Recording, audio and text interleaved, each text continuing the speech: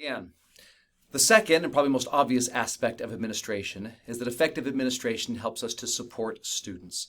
Let me walk you through what I mean. First, it's important to know the seminary credit requirements. Students can earn credit for every semester they are in seminary if they meet these 3 requirements. If they earn credit for 2 semesters each year and then all 4 years of seminary, so 8 semesters in total, then they can graduate from seminary and earn their seminary diploma. Each semester, to earn credit, they need to meet these 3 requirements. The first, they need to attend at least 75% of all seminary classes. We hold seminary Monday through Friday, every day that school is in session, with a little bit of wiggle room at the beginning and the end of the year. Number 2, they need to personally read in the current book of Scripture for that year at least 75% of the calendar days. Personal reading means something outside of seminary class. In the current book of Scripture means whatever we're studying that year in Come Follow Me or in seminary, though it doesn't necessarily have to be the assigned reading for that week. And then calendar days includes Saturday and Sunday, so 75% of the calendar days from the beginning of the semester, the first day of class, until the end of the semester. And then third, each semester you will administer a learning assessment provided by the church, and students need to pass that learning assessment with at least 75% or more. Now, if students don't meet any of those requirements, there are ways to make that up, and we'll talk about that here in just a bit. So how do you support students as they work towards meeting those seminary requirements? Well, first, make sure that you take attendance every single day. Make it a habit that at the end of class, you take attendance, and I'll show you how that works here in just a bit. Don't save it until the end of the week. Number 2, work regularly with students to help them develop that habit of daily scripture study. There's a link on this page that'll guide you through that in a little bit more detail, but at the very least, help them at the beginning of the year, at the beginning of the semester, and anytime they need it, to set or adjust their personal scripture reading goal. This can be time, it can be amount, or it can be quality. Their goal might be, I want to read until I find something to mark each day. Help them set a goal and then follow up with them regularly. If the goal is working well, if their reading is working well, invite them to share it with others in class and with you. If it's not working well, help them to adjust their goal so that they can read daily in the scriptures. Administer the learning assessment each semester with a few days after it left open for retakes and review. So don't do this the very last day of the semester. Monitor student credit every single week, and I'll show you how to do that. But if you notice that a student is falling behind on their attendance, talk with that student, or maybe talk with mom and dad to see what's happening and see if there's anything we can do to help them regularly attend seminary. If you notice that they're not marking their scriptures, or that they are, but they're falling behind, follow up with the student. Show them, remind them how to mark their scriptures. Help them set a habit of daily reading and marking.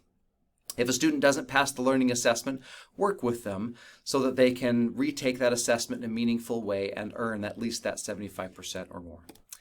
And then lastly, proactively work with students who require makeup work. Now there's a link on this page that'll give you more detail on makeup work. But don't save makeup work until the end of the semester, because if you do, students will not have enough time to make it up before the end of the semester. This is incredibly important, especially for our seniors. If you have seniors in your class, do not wait until March or April or May to start working on makeup work. You need to start in September, October, November. As soon as you notice it, help them to start working on makeup work. Now, I want to show you the tool that we use to support students in this administration. The tool is called WISE, and you get there by going to wise2.churchofjesuschrist.org. If you go to wise.churchofjesuschrist.org, it'll take you to the old website, and you can click a link in the top left corner that says WISE2. But it's easier just to type wise2.churchofjesuschrist.org. It'll have you log in with your church account and username, and when you log in, you'll be brought to this home page, and you should see your class listed right up here at the top. If you don't, you can always click the Classes button over here and find your class. When you click on your class, it'll bring up a landing page with a couple of different options on it. First, you'll see this summary page, and it'll show you all of your students, and it'll show you some markers to indicate their status as far as attendance and seminary requirements. And if you need to know what each marker means, you click on that question mark and it shows you. Then the attendance tab is where you will take attendance each day. You notice here's the days of classes. I have my institute class here. You'll click each box and turn it green for students that were there, and you'll click each box and turn it red for students that aren't there. The reading tab will show student reading. This is an institute class, so student reading is a little bit different. Students are in charge of marking their own reading, and again, there's a link on this page that'll show you and show them how to do that. But you also have the option to check off reading. And so if a student comes to you and isn't able to read or hasn't been able to check them off, you can also check them off each day. And if you need to go back to past days, you can do that as well. We mentioned checking student credit regularly. This credit button right here will show you all of your students, and then it will show you their credit. Now, this is my institute class, and it's the middle of a semester, so it says they're all in danger. But you'll see students, it'll show them green or on track or in progress, yellow in progress, or red in danger. And if you need to know what they're missing, you just click right here, and it'll show you their reading percentage. If it's red, that means that they're in trouble. It'll show you their attendance percentage, and then it'll also show you their assessment percentage. It won't show you anything if you haven't taken the assessment yet, which we haven't done in this institute class.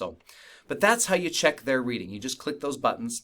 Now, if you want to hone in on a specific student, you can, from any of those screens, you can click their name. And so we'll click here on Emily.